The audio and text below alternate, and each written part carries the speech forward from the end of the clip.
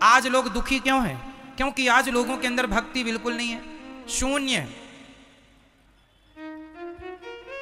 अरे भक्तिहीन व्यक्ति वैसा ही है जैसे बिना नाक की कोई स्त्री हो। एक सुंदर महिला है, सारा श्रृंगार कर लो और बाद में उसकी नाक काट लो, तो बिना नाक के उसकी सुंदरता कोई काम करेगी? जैसे बिना नाक की नक कटी महिला अशोभनीय है, उसी प्रकार बिना भक्ति के मनुष्य अशोभनीय है, उसकी कोई शोभा नहीं है। भक्ति के बिना आदमी मुर्दा है। भक्ति के बिना जीव कैसा है? मुर्दा है। इसलिए भक्ति हमारी नाक है। तो भक्ति जीवन में हो। आजकल लोग भक्ति की परिभाषा ही बदल चुके हैं। आज लोग भक्ति क्या मानते हैं? 2 अगरबत्ती जला देते हैं, उन्हें लगता है पूजा हो गई, यही भक्ति है। 2 अगरबत्ती जला दिया, भक्ति मान लेते हैं। ना जी, ये भक्ति नहीं है। भक्ति क्या है? भक्ति की परिभाषा क्या है? भक्ति का मूल अर्थ क्या है? ये जरा समझने की बात है। किसे कहते हैं भक्ति? भक्ति का अर्थ सिर्फ 2 अगरबत्ती नहीं है। अगरबत्ती तो हम सनातनियों को जलाना ही नहीं चाहिए। हिंदू धर्म में अगरबत्ती में बांस होता है और हम हिंदुओं को बांस नहीं जलाना चाहिए। हमारे यहाँ बांस की पूजा होती है। हर छठ महुलिया को किसकी पूजा होती है? बांस की पूजा होती है। आप लोग करते हैं, वंश पूजा बोलते हैं। हर छठ महुलिया को बांस की टोकनी भी देना लेना लोग करते हैं। तो बांस नहीं जलाते हमारे यहाँ। हमारे यहाँ धूप जलाने की पद्धति है। क्या जलाना चाहिए? अगरबत्ती नहीं। क्या जलाना है? धूपम समर्पयामी है, अगरबत्तिम समर्पयामी नहीं है। धूप दीप तुलसी से राजी सत्य देवा। धूप दीप है तुलसी से। यहां अगरबत्ती नहीं है। अगरबत्ती तो लोगों ने अपनी सुविधा के अनुसार जलानी शुरू कर दी, क्योंकि पहले जमाने में धूप ऐसी आती थी कि उसको हाथ से जरा मसलना पड़ता था, तो लोगों के हाथ गंदे होते थे। तो अब तो सूखी धूप भी आ गई है।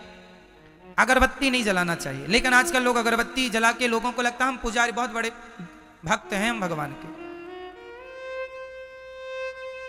हमारी माताएं एक लोटा जल चढ़ाती हैं माता जी को, उनको लगता हम बहुत बड़ी भक्त हैं। नवरात्रि चल रही है, माताओं का हाथ पूज पाए तो पूज पाए, माता जी तक नहीं तो शेर के मुंह में मिठाई चिपका देती हैं। माता जी के मुंह तक हाथ पहुंचता नहीं है। नहीं, माता जी के मुंह को ही बिगाड़ दे पूरा मिठाई चिपका चिपका के। माताओं को लगता मिठाई चिपका देंगी तो मां खा लेंगी। शंकर जी के मंदिर में नंदी जी के मुंह में चिपकी रहती है मिठाई, माताएं चिपका देती हैं। आपके घर में माता जी की फोटो है, उस फोटो के माथे पे ऐसा तिलक लगाया, ऐसी रोली लगाई, कुमकुम लगाया कि माता जी का फोटो से माथा ही गायब हो गया, खत्म, डिलीट हो गया। और इसको वो समझती हैं कि ये हमारी भक्ति है। ये भक्ति नहीं है, पागलपन है, मूर्खता है। बिना ज्ञान की भक्ति किस काम की? भक्ति क्रिया का नाम नहीं है, समझो। तिलक लगाना ये क्रिया है, हम कर रहे हैं ना, हमसे क्रिया हो रही है। तिलक लगाना, धूप फूल चढ़ाना, फलानी चीज चढ़ाना, नारियल चढ़ाना, मिठाई चढ़ाना, जल चढ़ाना, ये क्रिया है। जबकि भक्ति का क्रिया से कोई लेना देना नहीं। भक्ति क्या है? भक्ति की परिभाषा क्या है? भज सेवायाम धातु से भक्ति बनती है। नारियल चढ़ाना भक्ति नहीं है, मिठाई चढ़ाना भक्ति नहीं है, पैसा चढ़ाना भक्ति नहीं है। एक लोटा जल चढ़ा देना माता जी को, शंकर जी को, यह भक्ति नहीं है। भक्ति क्या है? ये तो कर्म कांड है जो आप कर रहे हैं, वो भी गलत ढंग से कर लेते हैं आप लोग। भक्ति क्या है वो समझो। भक्ति बताओ, कार्य करो, बिठाओ, भोग लगाओ। वैसे ही करना है जैसे एक माँ अपने बेटे को नहलाती है, नहलाकर पहुंचती है, पहुंचकर कपड़े पहनाती है, फिर बच्चे को खिलाती है। उसी तरह भगवान के प्रति भी वही भाव हो कि भगवान हमारे अपने हैं और एक प्रेम हो, भगवान से एक संबंध हो, रिश्ता हो, फॉर्मेलिटी ना हो। है ना। मेरी मां भक्ति एक प्रेम का सब्जेक्ट है। गोपियां भगवान से प्रेम करती हैं। जहां प्रेम है वहां कोई फॉर्मेलिटी नहीं होगी। क्यों? जहां फॉर्मेलिटी है वहां प्रेम नहीं है। आप अपने बेटे के लिए क्या आप ये कहती हैं आप बैठिए आप खा लो बेटा? ऐसा नहीं। ए तू खा ले बेटा। कहां है? खाया क्यों नहीं अभी तक? भोजन रख दिया था ना, खा ले जल्दी से। मां अपने बेटे से कैसे बात करती है? एक बात होती है जब हमारे घर में कोई मेहमान आता है ना तो हम पूछते हैं आप भोजन करेंगे? आप भोजन कर लीजिए, आप प्रसाद तैयार है, भोजन तैयार है, कर लीजिए। ये फॉर्मेलिटी कर रहे हैं हम लोग रिश्तेदारों से, आए हुए अतिथियों से। लेकिन हम बेटे से भोजन रखा, खा लेना, हम जा रहे हैं, निकाल के खा लेना। ये क्या है? बोलो। ये अधिकार है। क्या है ये? ये एक मां का बेटे के प्रति क्या है? अधिकार। मां बेटे को डांट भी सकती है। मां बेटे को अधिकार से कह सकती है तूने भोजन क्यों नहीं किया? रख के गई थी, खा लेता। कहे बेटा कि आज तो आपने बनाया नहीं, अरे तो तू बना लेता। क्यों? ये मां का क्या है बेटे के लिए? जोर से बोलो, जोर से। अधिकार। जैसे एक मां अपने बेटे पर अधिकार जताती है, जैसे एक पत्नी अपने पति पर अधिकार जताती है, उसी प्रकार भक्त अपने भगवान पर अधिकार जताए, मेरे भगवान है। ये अधिकार तो आजकल है नहीं लोगों का। आप अधिकार तो जताती नहीं हो। बस लिपाई पुताई चालू है, पूरा चंदन। यहां आप जरा 1 किलो रोली रख दो लाके और माताओं से कह दो कि आप जरा पूजा कर लो। जितनी समाएगी मुट्ठी में उतनी फेंक फेंक के मारेंगी, कहेंगी पूजा चल रही है। पूरा रंग देंगी, बिना होली का होली हो जाए। उनको लगता है यही पूजा है। जहां खड़ी वहीं से चावल फेंक फेंक के मारेंगी, उनको लगता है ये पूजा है।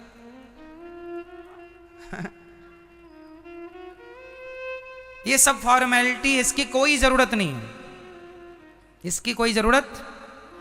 भगवान से सच्चा प्रेम हो बस। कैसा प्रेम हो? विशुद्ध। विशुद्ध मतलब कोई कामना ना। सच्चा प्रेम भगवान कभी कुछ ना मांगे तो फिर देखो इनका जीवन कितना सुंदर होता है। लेकिन आजकल लोग प्रेम करके कुछ मांग लेते हैं तो फिर वो प्रेम नहीं, वो तो आप अपने स्वार्थ के लिए एक दिखावा कर रहे थे। क्यों जी? कोई आपसे प्रेम का दिखावा करके कुछ मांग ले तो परिणाम तो यही निकला कि वो जो प्रेम दिखा रहे थे वो प्रेम नहीं था, वो छलावा था। एक्चुअली आपको तो अपनी एक इच्छा पूरी करनी थी, स्वार्थ पूरा करना था। तो देखो भगवान से प्यार हो, भगवान से व्यापार ना हो।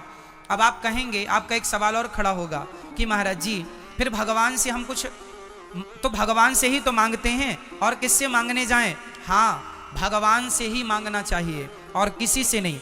एक तरफ हम कह रहे हैं कि भगवान से मांगना चाहिए और दूसरी तरफ हम ये भी कह रहे हैं भगवान से नहीं मांगना चाहिए। तो ये बातें कैसे लागू होंगी जरा समझिएगा।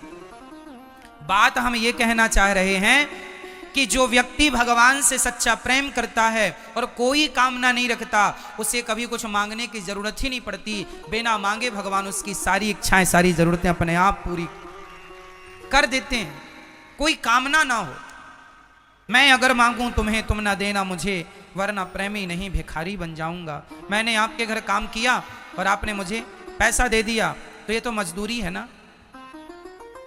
क्यों जी? ये क्या हुआ? मजदूरी है। उसी तरह आपने 16 सोमवार का व्रत रखा और 17वीं सोमवार को कहा हे भगवान ये दे दो, तो ये क्या भगवान ने दे दिया? तो वो तो मजदूरी पूरी हो गई कि आपने किया तो आपने ले भी लिया, हिसाब बराबर। भगवान से सच्चा प्रेम कीजिए, भगवान की पूजा कीजिए, भगवान के लिए आंसू बहाइए। भगवान से सच्चा प्रेम वैसा जैसा माँ बेटे से करती है करिए, पर कोई चाहत ना हो, निष्काम।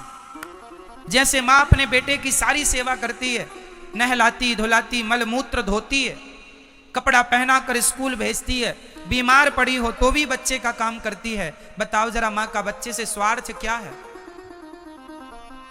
माना कि कभी बुढ़ापे में ये स्वार्थ जाग जाए कि बेटा मुझे गिलास भर पानी पिलाए और 2 रोटी खिलाता रहे, तो ये तो बेटे का फर्ज है ही, उसे तो करना ही चाहिए। पर सच्ची बताएं, माँ जो अपने बेटे का काम करती है ना, उसमें माँ का कोई स्वार्थ नहीं होता। होता है? सारा काम करती है। जितना काम माँ करती है अपने बेटे के लिए, उतना काम यदि कोई नौकरानी से कराओगे तो बेटा उस नौकरानी को सारी जिंदगी कमा कमा कर ला कर देगा तो भी उसका ऋण ना उतार पाएगा। अरे माँ की जगह नौकरानी यदि तुम्हारा काम करे तो तुम उसके भी ऋणी हो जाओगे। तो माँ ने तो तुम्हें 9 महीने पेट में रखा है, बेटा कितना भी कुछ करके सिर काट के माँ के कदमों में रख दे तो भी कोई बेटा धरती का माँ का ऋण ना चुका पाएगा।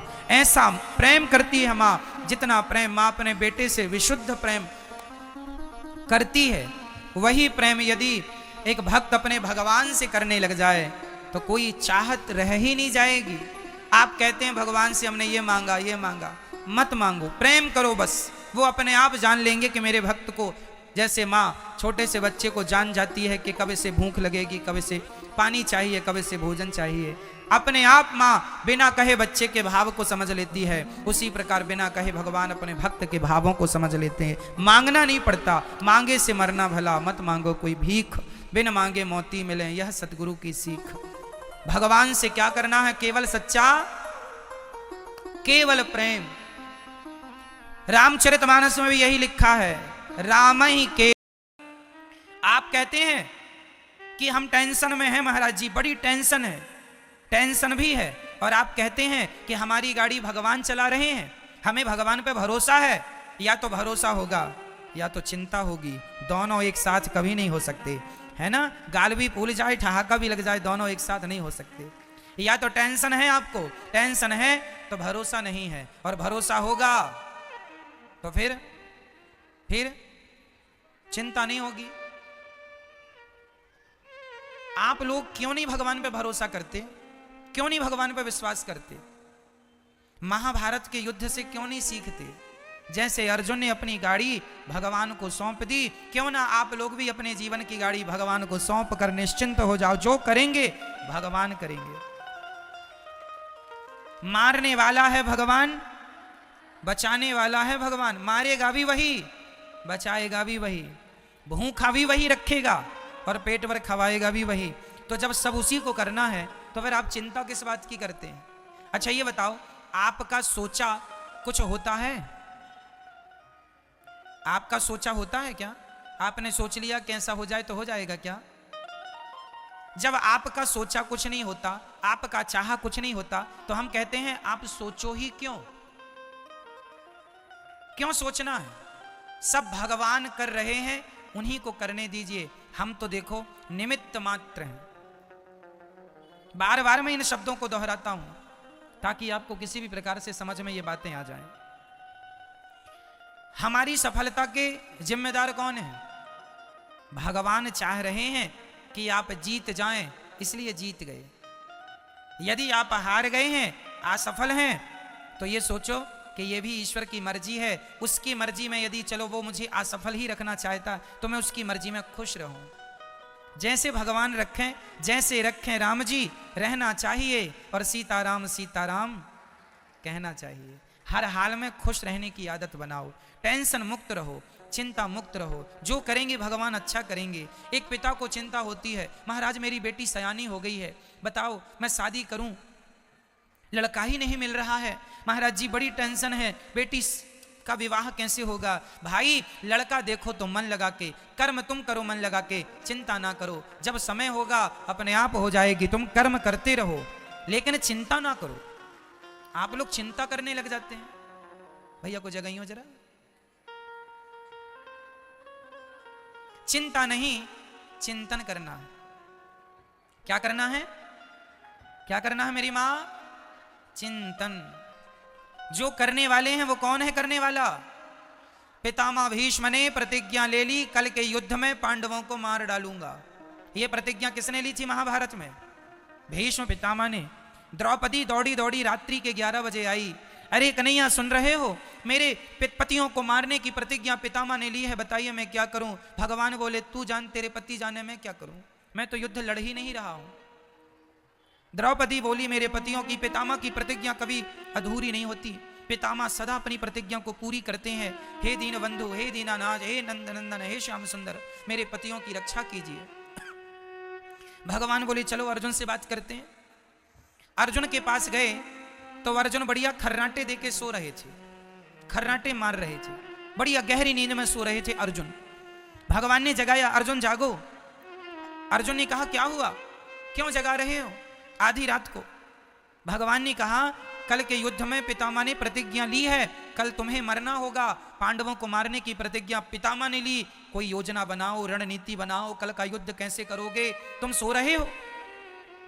अर्जुन ने कहा कन्हैया सोने दो, आप भी सो जाओ मेरे पास, यहीं सो जाओ। भगवान बोले क्यों, तुम्हें नींद आ रही है? कल के युद्ध में, कल निर्णायक युद्ध होने वाला है। पितामह भीष्म की प्रतिज्ञा कभी झूठी नहीं होती। अपने बचाव की कोई प्लानिंग क्यों नहीं करते? अर्जुन ने मुस्कुराते हुए कहा कन्हैया, जिसके रक्षक आप हो उस व्यक्ति को चिंता करने की क्या जरूरत है? हम तुम्हारे हाथ में सब कुछ है, तो तुम पैदा होते ही जवान हो जाओ ना। क्यों? तुम्हारा कुछ भी नहीं है।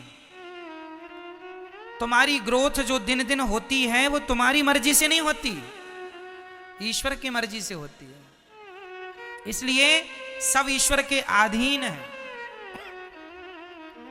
भगवान का चिंतन करना सीखो, भगवान पर विश्वास करना सीखो, भगवान के चरणों में आत्मसमर्पण करना सीखो। जब आप समर्पण कर देंगे तो आपकी गाड़ी भगवान ही चलाएंगे। उनके भरोसे खुश रहा करो बस। हम लोग अहंकार कर लेते हैं, जरा सा कमाने लग गए, जरा सा पैसा कमाने लग गए, हम कमा रहे हैं, हम पैसे वाले हैं, हम ये हैं वो हैं। अहंकार तो देखो आदमी का, आजकल का आदमी ना ऐसे चलता कैसे, ऐसे ऐसे अकड़ देखो जरा, ऐसे चलता है जैसे ये राजा हो, सब इसके गुलाम हैं। आप लोगों के पास कितना पैसा है? 10 लाख, 20 लाख, 1 करोड़, 10 करोड़, 50 करोड़, 1 अरब, 10 अरब, 100 अरब, कितना? जितना बोल रहे हैं इसी के अंदर होगा जो भी होगा।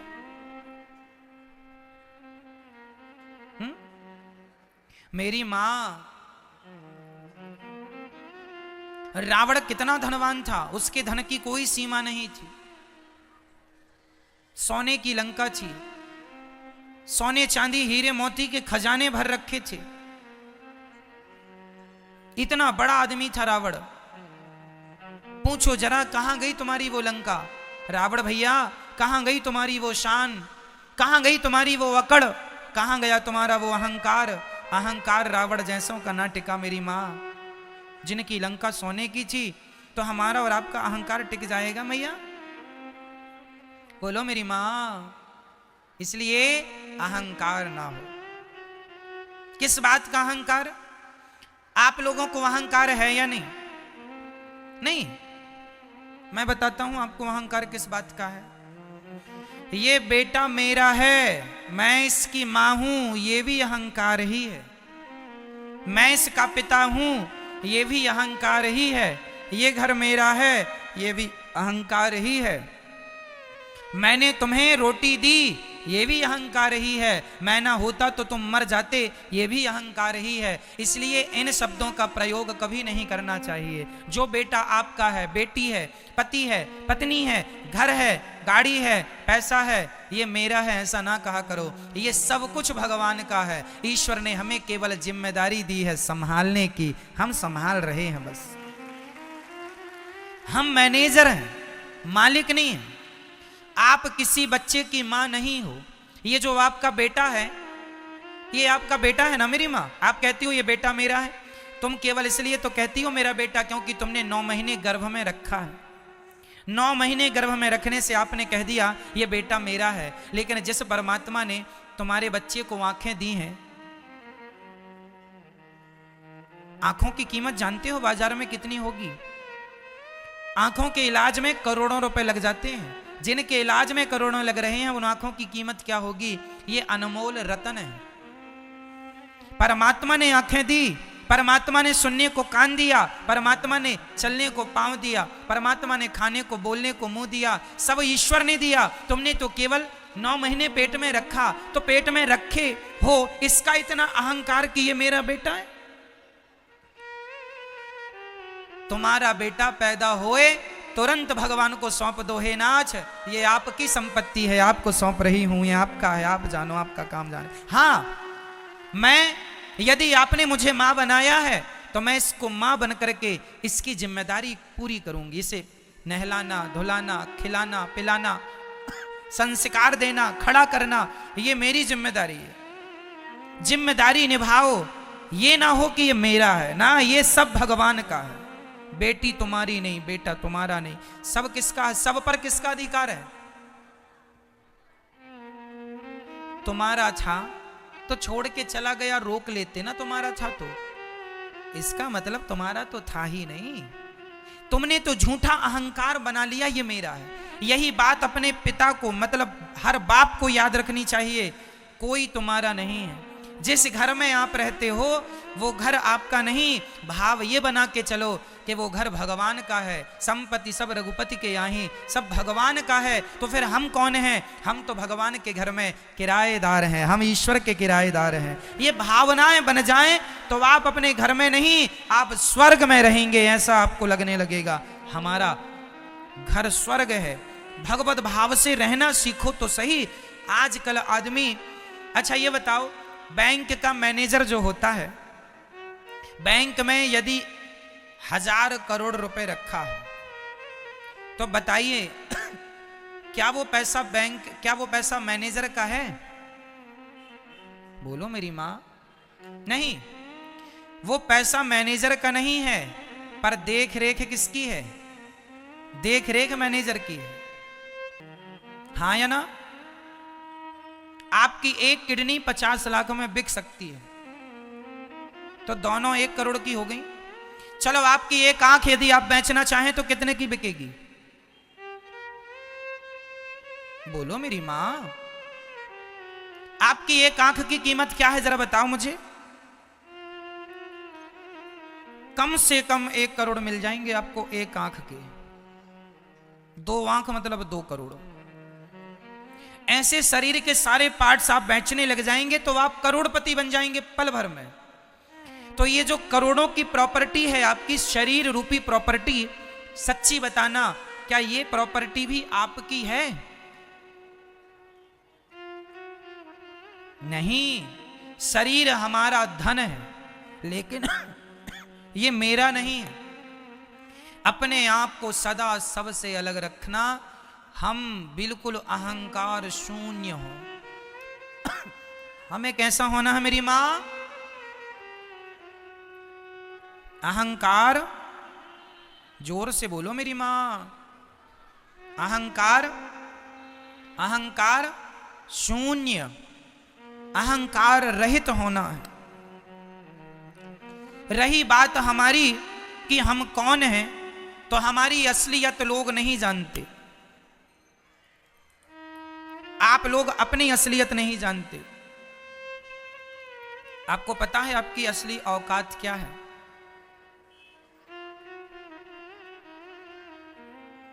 नहीं पता? हमारी असली औकात क्या है?